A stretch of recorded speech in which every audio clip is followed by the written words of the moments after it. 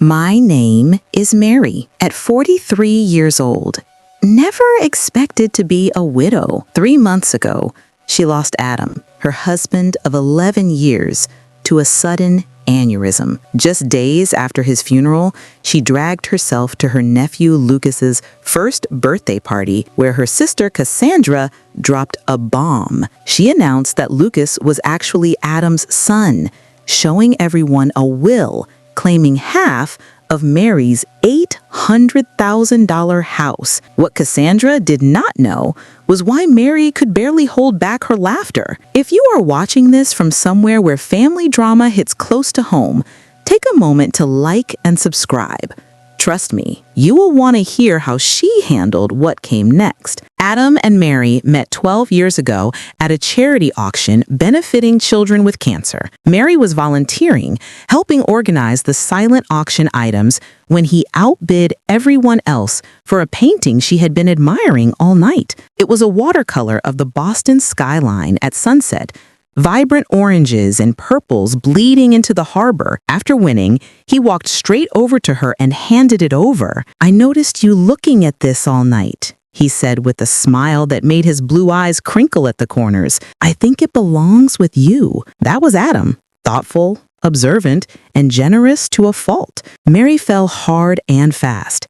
They went on their first date the next evening, and it felt like they had known each other their entire lives. He was a corporate attorney, brilliant but humble, the kind of man who remembered the names of waitstaff and asked genuine questions about their lives. 8 months after they met, he proposed on the harbor with the actual skyline mirroring the painting that brought them together. They bought their Victorian home in Beacon Hill shortly after their first anniversary. It was a stretch financially at $800,000, but Adam had just made partner at his firm, and Mary was building a solid reputation as an interior designer. The house needed work, but it had good bones, high ceilings and a small garden out back where she envisioned future children playing. Those children never came.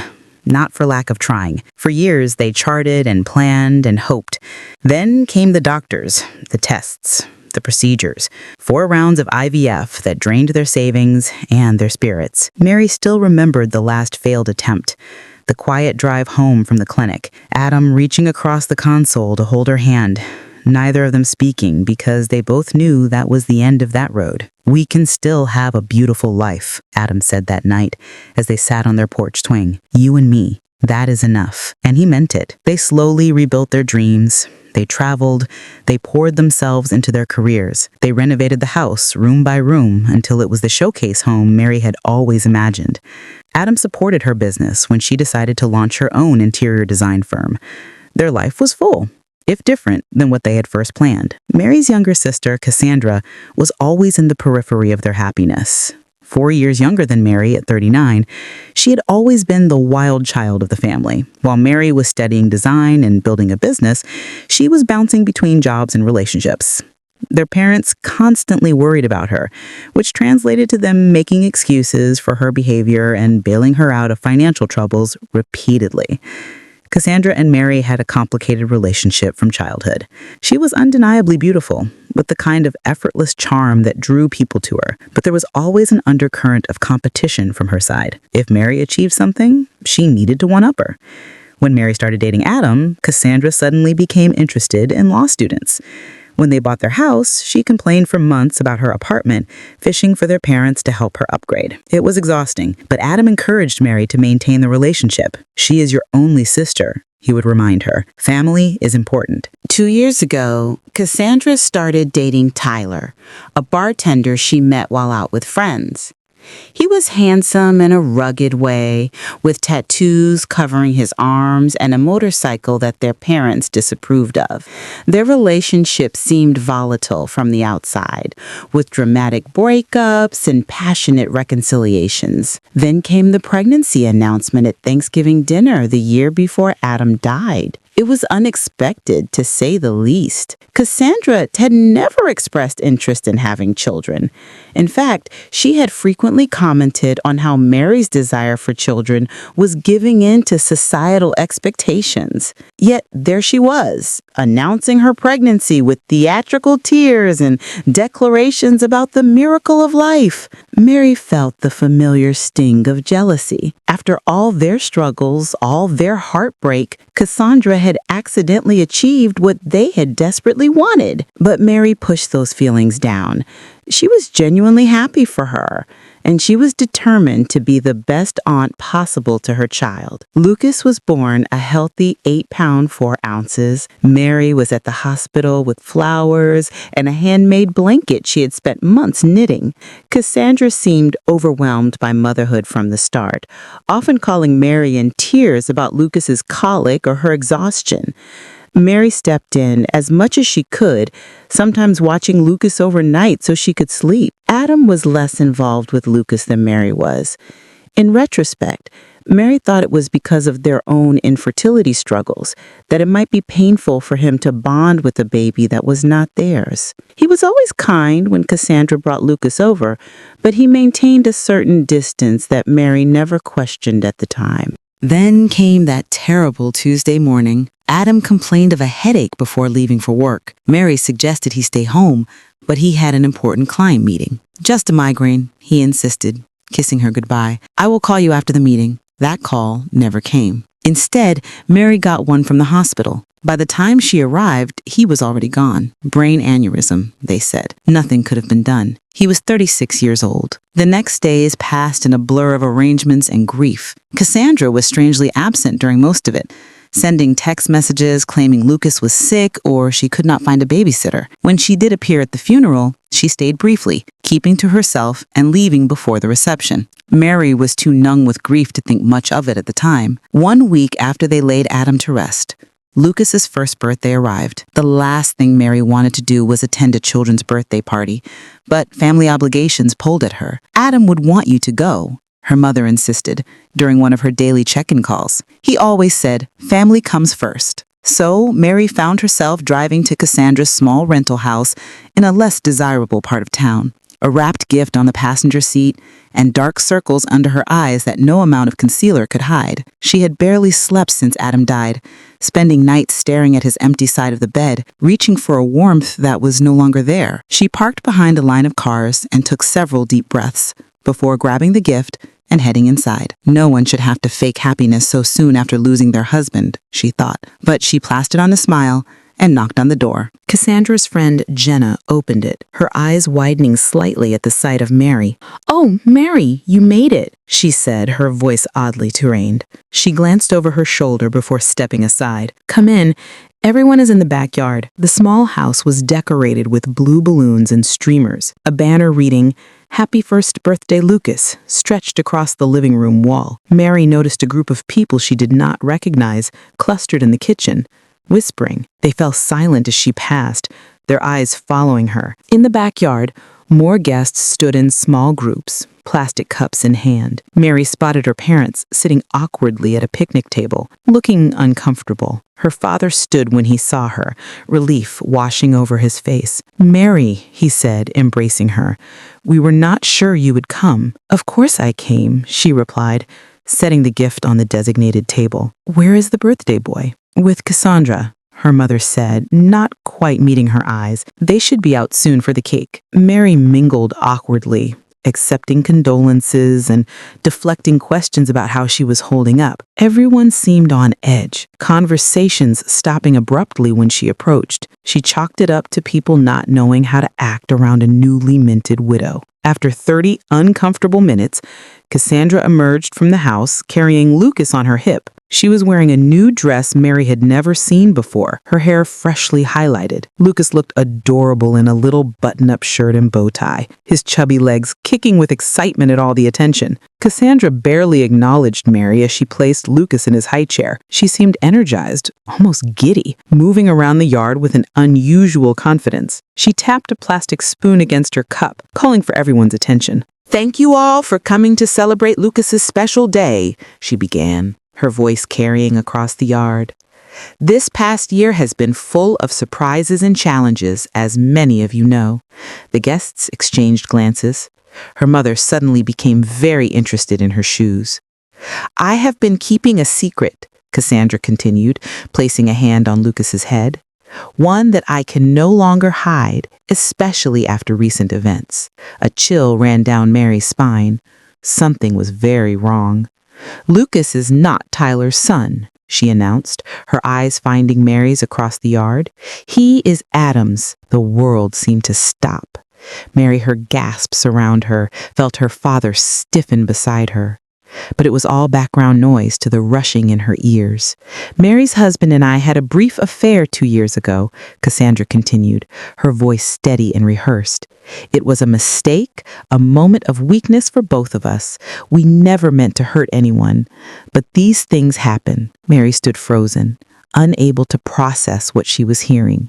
Her sister was claiming she had slept with her husband? That her son, the nephew she had lovingly cared for, was actually Adam's child? It was so absurd that she almost laughed out loud. Cassandra was not finished. She reached into her purse and pulled out a folded document. Adam knew the truth about Lucas. Before he died, he updated his will. She held up the paper. He wanted his son to be provided for. This will states that half of the house Adam and Mary owned should go to Lucas as his biological child. Every eye in the yard turned to Mary. She could see the pity, the morbid curiosity, the discomfort. Her parents looked stricken, her father half standing as if unsure whether to intervene. And then, to everyone's surprise, including her own, Mary felt a smile tugging at her lips. Not a happy smile, but the kind that comes when something is so outrageously false that it becomes almost comical. She pressed her lips together, trying to contain the inappropriate laughter bubbling up inside her. "Oh, I see," Mary said finally, her voice calm and even. She took a sip of water to buy time to push down the urge to laugh in her sister's face. "May I see this will, Cassandra?" Her confident expression faltered slightly. She clearly had not expected this reaction. Slowly, she walked over and handed Mary the document, a typed page with what appeared to be Adam's signature at the bottom. Mary scanned it quickly, noting inconsistencies immediately. The formal language was all wrong. Nothing like the legal documents she had seen Adam bring home, and the signature, while similar to Adam's, was clearly forged. The connecting stroke between the A and D was wrong, the final flourish too pronounced. Mary carefully folded the paper and handed it back to her. "Thank you for sharing this with me. I think I need to go now." "That is it?" Cassandra asked, confusion evident in her voice. "You are not going to say anything else?" "Not right now," Mary replied calmly, gathering her purse. "This is Lucas's day. We can discuss this privately later." She said goodbye to her shell-shocked parents, promising to call them soon. As she walked to her car, she could hear the murmurs behind her. The party atmosphere completely shattered. Once inside her car, safely out of view, Mary finally let out the laugh that had been threatening to escape. It started small, then grew until tears were streaming down her face. Not tears of joy, but a strange mix of grief, anger, and incredulous disbelief at her sister's audacity. Because there was something Cassandra did not know, something Adam and Mary had never shared with anyone, something that made her elaborate lie not just hurtful, but impossible. The truth about Adam and Cassandra began 3 years ago, long before Lucas was even conceived. They had invited her sister over for dinner to celebrate her new job at a marketing firm, her longest employment to date. Adam had prepared his famous lasagna, and they had opened a good bottle of wine. It was a pleasant evening until Mary excused herself to take a work call from a client having a design emergency. The call took longer than expected, nearly 20 minutes of talking a wealthy client through hanging artwork. When she returned to the dining room, the atmosphere had changed. Adam looked uncomfortable, and Cassandra was sitting much closer to him than when Mary had left, her hand on his arm, laughing at something Mary had not heard. Mary thought nothing of it at the time. Cassandra had always been affectionate, and the wine had been flowing freely. But later that night, as they were getting ready for bed, Adam seemed troubled. "There is something I need to tell you," he said.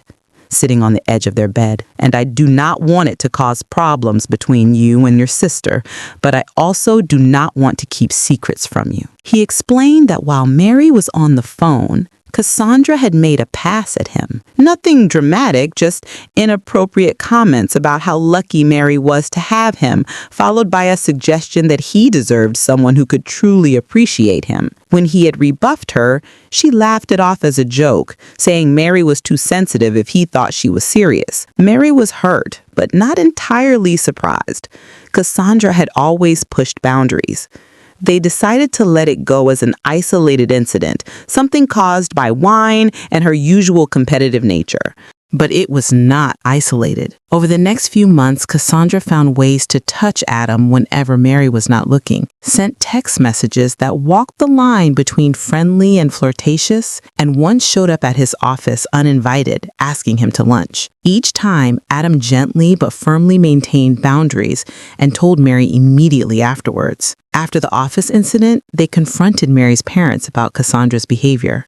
It did not go well. They suggested Adam was misinterpreting friendly gestures and that Cassandra just looked up to him as a brother. Her mother even suggested, with good intentions but terrible judgment, that perhaps Adam was feeling flattered by the attention and exaggerating the situation. That night, Adam and Mary made a decision. They would create distance from Cassandra without causing a family rift. They declined invitations that included her, made sure they were never alone with her, and Adam blocked her number on his phone after she sent a particularly suggestive late-night message. Then came the medical issue that changed everything. Adam had been experiencing pain for weeks before finally seeing a urologist. The diagnosis was a varicocele, an enlargement of veins within the scrotum requiring surgery. The procedure went well, but there was a complication. The doctor recommended a vasectomy during the same surgery due to the extensive nature of the varicocele and potential for recurrence. It was a difficult decision, especially given their past fertility struggles, but they agreed it was the right choice for Adam's health. The vasectomy was performed 2 years before Lucas was conceived. They kept this medical information private. Even their parents did not know. After years of invasive questions about their childless status, they had learned to protect their privacy around reproductive issues. The only people who knew were Adam, Mary, and Adam's doctors. After the surgery, as Adam was recovering, he made a prediction that seemed paranoid at the time. Cassandra is not done, he said, sitting in their garden with an ice pack discreetly positioned. I have a feeling she might try something more drastic one day. Mary laughed it off, but Adam was serious.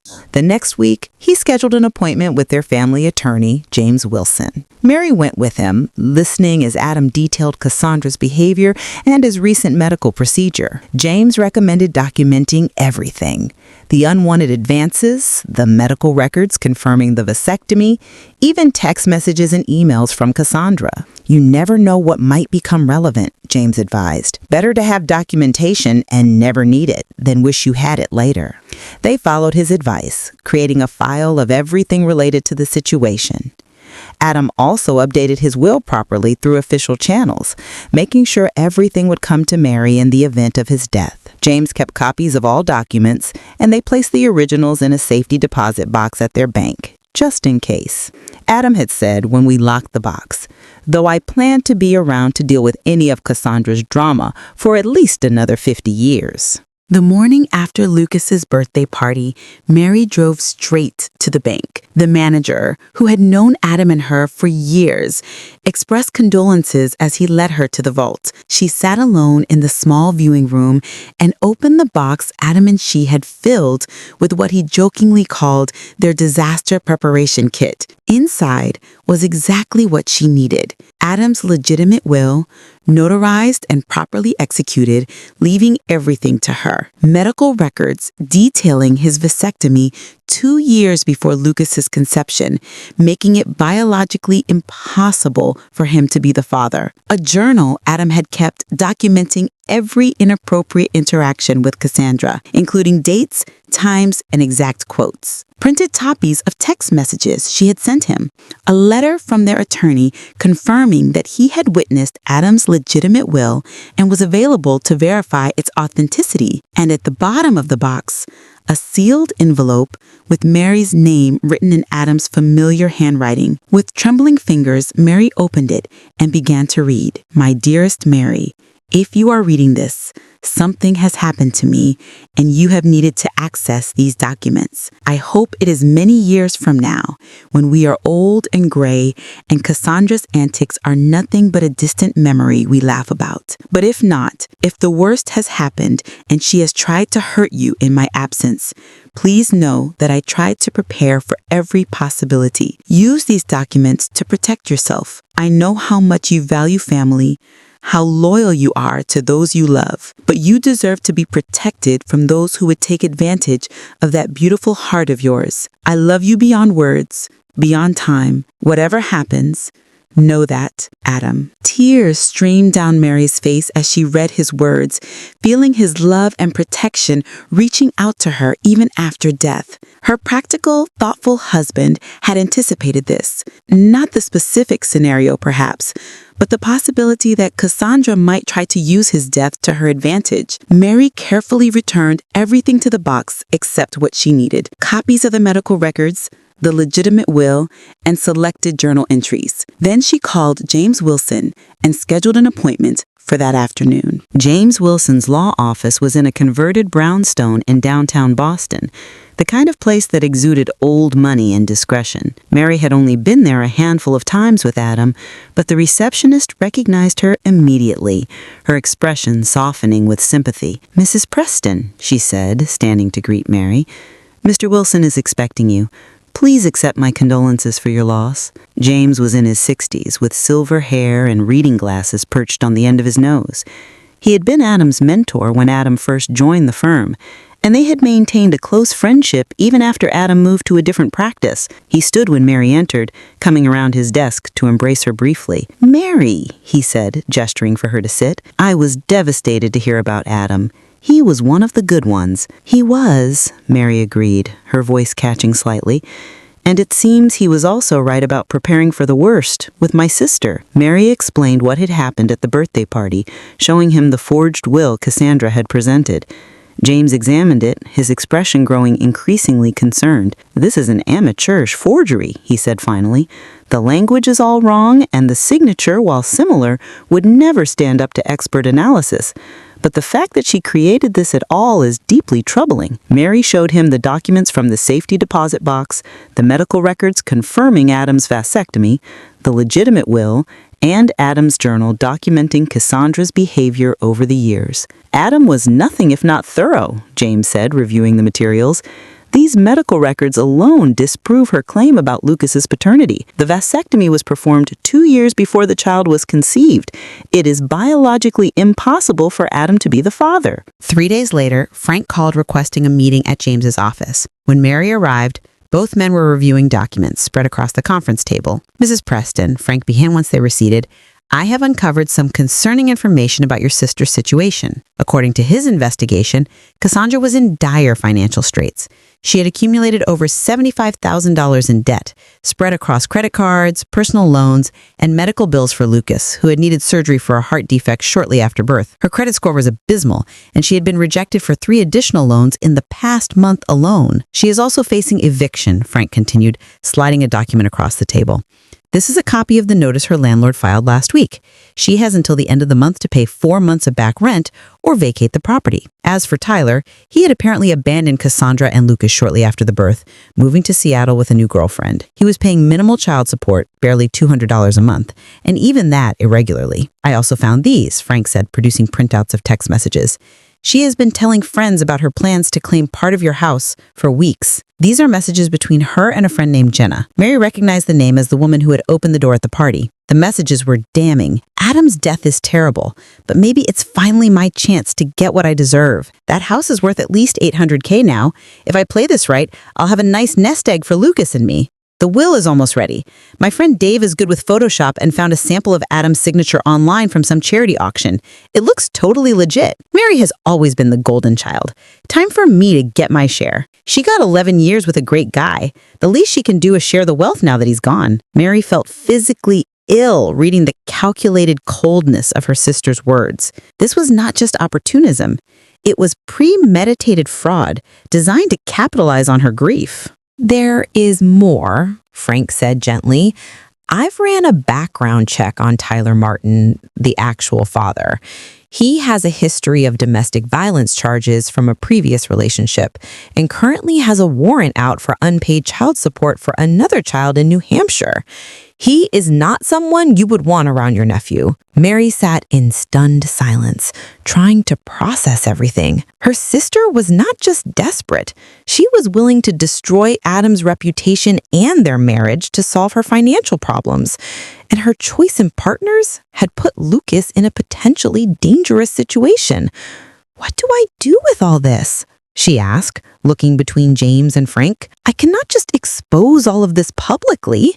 Lucas is innocent in all of this. He is still my nephew. James removed his glasses, rubbing the bridge of his nose. You have several options, Mary. We could file charges against Cassandra for attempted fraud and forgery. That would likely result in criminal penalties for her, possibly even jail time given the amount of money involved. Or, he continued, seeing Mary's distress, we could handle this privately, confront her with the evidence, require her to retract her claims, and potentially work out an arrangement that protects both you and the child. Mary left the meeting with a heavy heart and a folder full of evidence. That evening, she called her therapist, Dr. Laurel Chen, whom she had been seeing since Adam's death, and scheduled an emergency session. In her calm, plant-filled office, Mary unloaded the entire situation. I am so angry I can barely see straight, she admitted. But Lucas is just a baby. None of this is his fault. And despite everything, Cassandra is still my sister. Dr. Chen listened attentively, asking occasional questions about Mary's relationship with Cassandra throughout their lives.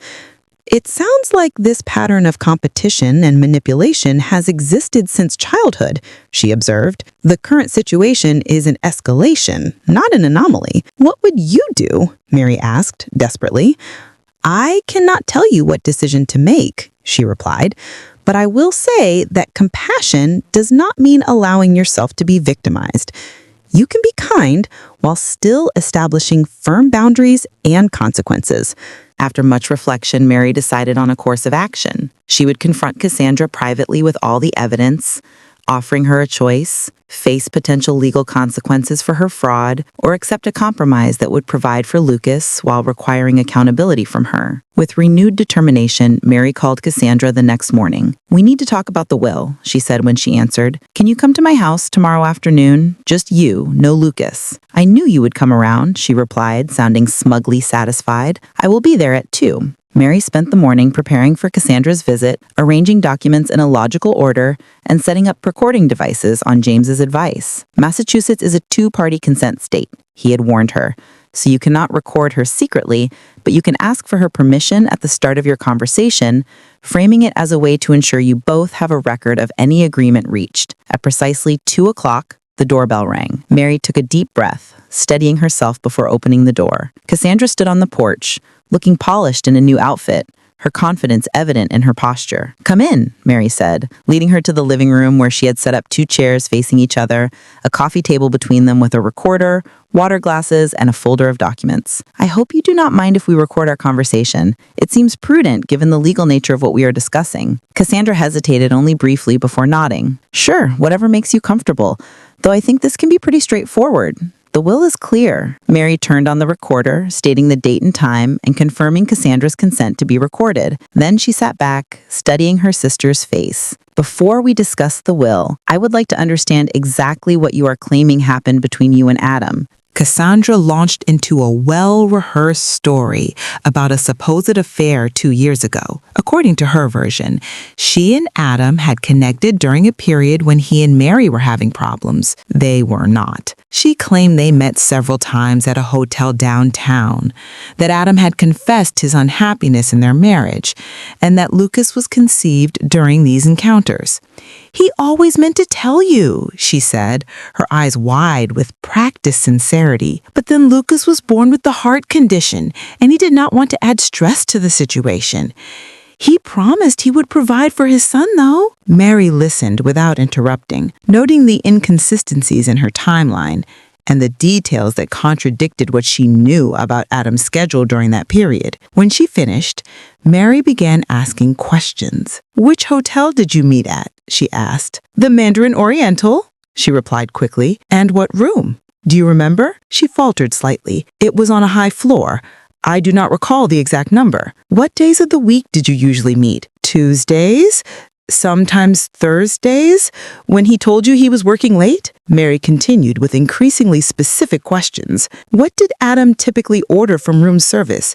What side of the bed did he prefer? Did he shower before or after?" Details that only someone who had actually been intimate with Adam would know. Cassandra grew increasingly flustered, her answers becoming vague or contradictory. "Why does any of this matter?" she finally snapped. "The point is that Lucas is Adam's son, and the will proves Adam wanted to provide for him." "Actually," Mary said calmly, opening her folder, "both of those claims are demonstrably false." She placed the medical records on the table between them. 2 years before Lucas was conceived, Adam had a vasectomy following surgery for a varicocele. It was completely successful, confirmed by follow-up tests. It was physically impossible for him to father a child after that procedure. Cassandra's face drained of color. She picked up the medical records with trembling hands, scanning the clinical language and dates. "These could be faked," she said weakly. "They are not," Mary replied, "and Adam's doctor is prepared to testify to their authenticity if necessary. But that is just the beginning." Next, Mary produced the legitimate will, notarized and properly filed with the court. This is Adam's actual will, prepared by James Wilson and witnessed by 2 partners at his firm. As you can see, it leaves everything to me, with no mention of Lucas. Cassandra's confidence was visibly crumbling, but she attempted to rally. "He must have changed it after this was drawn up. The will I have is more recent." "The will you have," Mary said evenly, "is a forgery. A poor one, I might add. James has already identified multiple legal inconsistencies in the language, and the signature is clearly fake. Creating a fraudulent will is a felony in Massachusetts, punishable by up to 5 years in prison. Mary continued methodically, presenting evidence. Adam's journal, documenting her inappropriate advances, the text messages between her and Jenna discussing the plan, and finally the report from Frank's investigation, detailing her financial troubles, eviction notice, and Tyler's abandonment. "We know everything, Cassandra," she said as Cassandra sat in stunned silence. "The question now is what happens next?" For a long moment she did not speak. Then, to Mary's surprise, she began to cry. Not the theatrical tears Mary had seen her use to manipulate their parents, but deep, body-racking sobs. "I did not know what else to do," she finally said between gasps. "I am going to be homeless. Lucas and I will be out on the street in 2 weeks. Tyler left us with nothing. The medical bills just keep coming. I thought if I could just get some money from the house." "So you decided to destroy Adam's reputation?" Mary asked, her voice hardening. "To tell everyone he cheated on me? To forge legal documents?" "I was desperate," she shouted, her sadness turning to anger. "You have everything. This big house, a successful business, everyone's respect. What do I have? A baby with a heart condition, $75,000 in debt, and an eviction notice. You try making good decisions in that situation." Her outburst hung in the air between them. The raw honesty of it, stripped of the manipulation and lies, reached something in Mary. Not forgiveness, not yet, but perhaps understanding. "Lucas is Tyler's son, is not he?" Mary asked more gently. She nodded, wiping her eyes. "Yes, Adam never touched me, not like that. I did try with him years ago. He always shut me down immediately. He was annoyingly loyal to you. And the will? My friend Dave helped me create it. He does graphic design and thought it would be easy to fake a signature. I was going to use it to pressure you into giving me money. I never thought you would actually look into it so thoroughly." Mary turned off the recorder and sat back, considering her next move. Cassandra watched her nervously. clearly expecting the worst. "I could press charges," Mary said. "What you did was illegal, not to mention cruel and calculated." She nodded, miserably. "I know, but that would hurt Lucas," Mary continued. "And, despite everything, he is my nephew. I love him." She leaned forward, making sure Cassandra was looking directly at her. "So, here is what is going to happen. You are going to tell everyone the truth, that you lied about the affair, that Lucas is not Adam's son, and that you forged the will. You will apologize publicly to me and to Adam's memory." "And then what?" she asked, her voice small. "We will still be evicted." "I am not finished," Mary said. "In exchange for your full confession and a legal agreement never to attempt anything like this again, I will help you and Lucas, not by giving you half my house, but by setting up a trust fund for Lucas's education and medical needs, and helping you find stable housing." Her eyes widened. "Why would you do that after what I did?" "Not for you," Mary said honestly. "For Lucas. And because Adam would want me to help his nephew, even if that nephew's mother tried to destroy his reputation. There will be conditions," she continued. "You will enter therapy and financial counseling.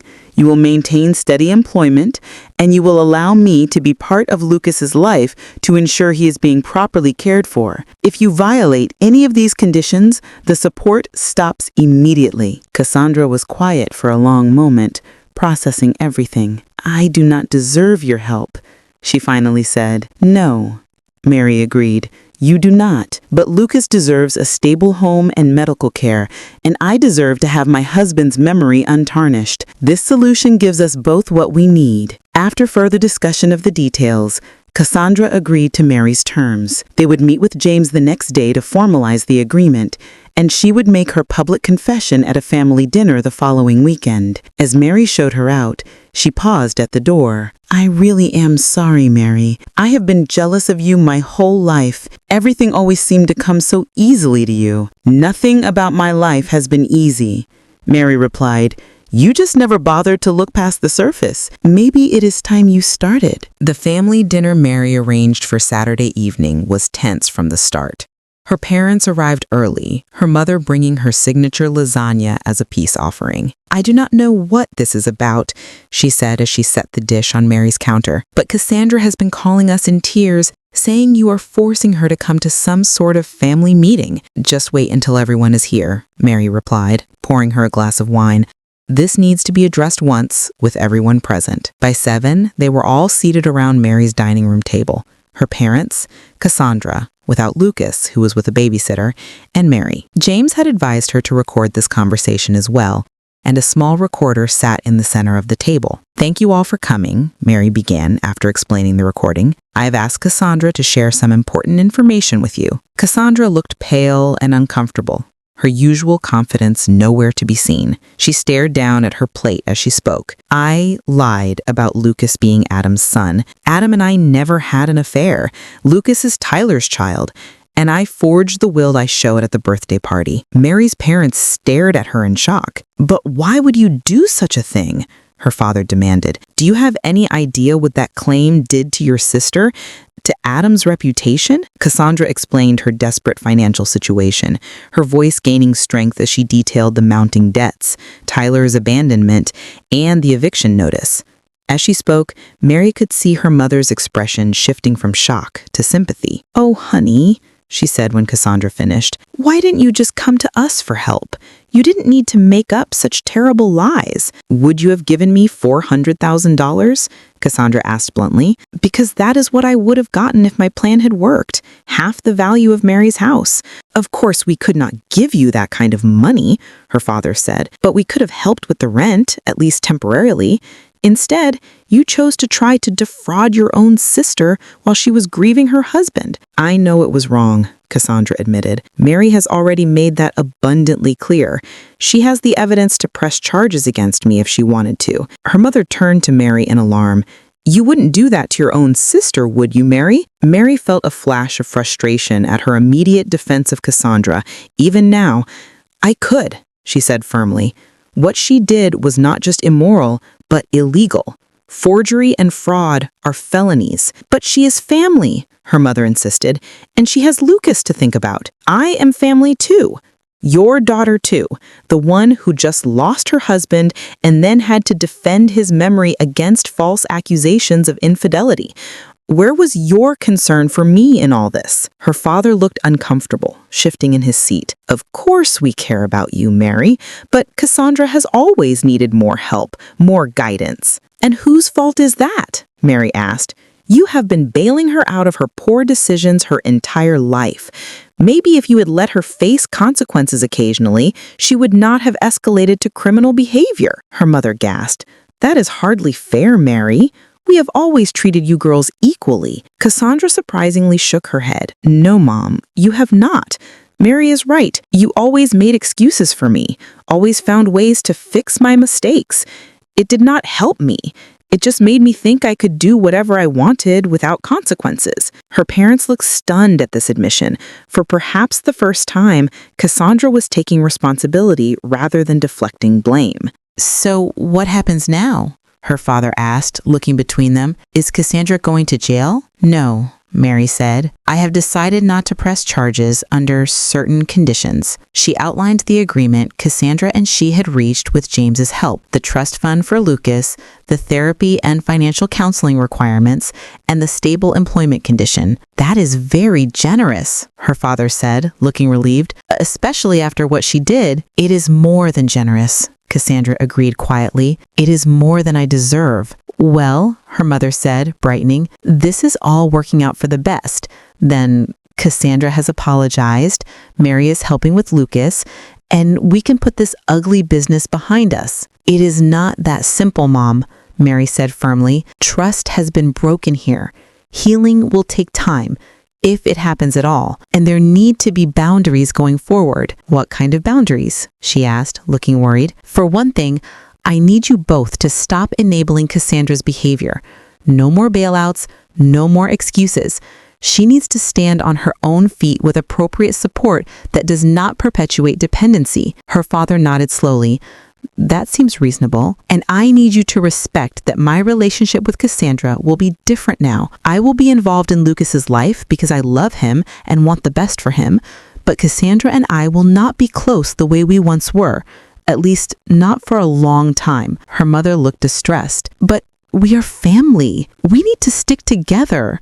Especially now. Being family does not mean tolerating abuse, Mom, Mary said gently. What Cassandra did was abusive. She tried to use my grief to manipulate me, to take advantage of me at my most vulnerable. That has consequences, even within a family. The remainder of the dinner was subdued, with her parents processing this new reality. When they left, her father hugged her tightly, whispering, I am proud of you, Mary. Adam would be too. Her mother hugged her as well, but her eyes were sad, already mourning the idealized family dynamic she had always pretended they had. Cassandra was the last to leave. At the door, she hesitated. I really am sorry, she said again, not just for the will and the lies, but for everything, for the years of competition and jealousy, for not being the sister you deserved. I know, Mary replied, and I hope the therapy helps you understand why you made these choices. Lucas deserves a mother who is emotionally healthy and honest. Do you think you will ever forgive me? She asked. Mary considered the question carefully. I do not know, she answered truthfully, but I am willing to see where this new path takes us, for Lucas's sake, and maybe someday for ours too. The drive home with her parents was silent, each of them lost in their own thoughts. One thing Mary knew for certain, their family would never be the same, but perhaps in time, it could be something healthier, built on honesty rather than illusion. 1 year after Adam's death, Mary stood in their garden, watching the spring bulbs push through the soil. The daffodils Adam had planted the previous fall were blooming, a riot of yellow against the newly green lawn. She felt a bittersweet ache seeing them, knowing he had put them in the ground with hopes of seeing them bloom. So much had changed in that year. The trust fund for Lucas was established, and already helping with his ongoing medical needs. His heart condition, while requiring monitoring, was responding well to treatment, and he was growing into a cheerful, curious toddler. Cassandra had surprised everyone by truly embracing the conditions of their agreement. 6 months of therapy had helped her recognize patterns of behavior stemming from childhood, the constant need to compete with Mary, the self-sabotage that had characterized many of her decisions. She had found steady employment as an office manager at a dental practice, a job that provided stability and benefits. Their relationship remained formal, but cordial. Mary saw Lucas regularly, taking him for outings to the park or the children's museum. Cassandra and she did not pretend to be close, but they had found a way to coexist peacefully for Lucas's sake. Her parents had struggled initially with the new boundaries Mary had established. Her mother especially found it difficult to accept that her daughters would not have the close relationship she had always envisioned, but over time they too had adjusted, learning to support Cassandra without enabling her dependency. As for Mary, the grief support group she had joined shortly after Adam's death had become a lifeline. 12 strangers bound together by loss had become friends, understanding each other in ways that even well-meaning family and friends could not. They met weekly, sharing their journeys through grief, celebrating small victories, and supporting each other through the inevitable setbacks. 3 months after the confrontation with Cassandra, Mary had established the Adam Preston Foundation for Legal Education, providing scholarships to students from underprivileged backgrounds interested in corporate law. It gave her purpose to see Adam's legacy continuing in the careers of young, idealistic lawyers who might otherwise have never had the opportunity to enter the profession. Old friends had stepped up in ways Mary could never have anticipated. Adam's law partners checked in regularly, inviting her to dinners and events, making sure she was not isolated in her grief. Her college roommate Sarah flew in from Chicago monthly just to spend weekends with her, sometimes doing nothing more than watching movies and ordering takeout. And then there was Michael. Mary met him at a fundraiser for the foundation 6 months after Adam died. He was a professor of ethics at Boston University, thoughtful and kind, with a quiet sense of humor that reminded her of Adam in some ways. They started as friends, sharing coffee after foundation meetings, then gradually transitioned to occasional dinners. It was different than what she had with Adam, as it should be. Michael understood that Adam would always be part of her life, that loving again did not mean replacing what came before. They were taking things slowly, both of them cautious but hopeful. Standing in the garden that spring morning, Mary reflected on everything Adam had taught her, not just during their years together, but even after he was gone. His foresight in preparing those documents had protected her when she was at her most vulnerable. His journal entries had validated her experiences with Cassandra when her own parents tried to dismiss them. His love continued to shield her, even in his absence. Mary had learned difficult lessons through this ordeal, that family relationships need clear boundaries to remain healthy, that documentation is not just a legal precaution, but sometimes an emotional necessity, that forgiveness does not have to mean forgetting or allowing harmful patterns to continue, that sometimes the people they expect to protect them are the ones they need protection from. But Mary had also learned about her own strength. She had faced Cassandra's betrayal, navigated the legal complexities, and made difficult decisions about how to move forward. All while processing the devastating loss of her husband, she had found a way to honor Adam's memory while beginning to build a new life for herself. The daffodils swayed in the spring breeze, resilient after the long winter. Mary thought about how grief is like that too. Not a straight line, but a series of seasons, each bringing its own challenges and unexpected beauties. She was not the same person she had been before Adam died. Before Cassandra's betrayal, she was stronger in some ways, more cautious in others, but ultimately more authentic in how she approached relationships and boundaries. Sometimes the most painful betrayals force us to find strength we never knew we had, she said softly to the garden Adam had loved. You could not have known what would happen after you were gone, but somehow you prepared me to face it. And in that way, your love protects me still. As Mary turned to go back inside, she felt a sense of peace that had been absent for so long, not because the grief was gone, it never would be completely, but because she had found a way to carry it alongside hope for the future. Adam had given her that gift, teaching her that love endures even when the person is gone, that preparation and honesty are acts of profound caring. If there is one thing she would share with anyone facing betrayal within their family, it is this: protect yourself with both documentation and boundaries. The people who truly love you will respect those boundaries, and the ones who do not were never safe for you to begin with. Have you ever had to establish difficult boundaries with family members? How did you navigate those painful conversations? Share your experiences in the comments below, and do not forget to like and subscribe if this story resonated with you. Your support helps Mary continue sharing these difficult but important life lessons. Thank you for listening, and remember that healing is not linear, but it is always possible.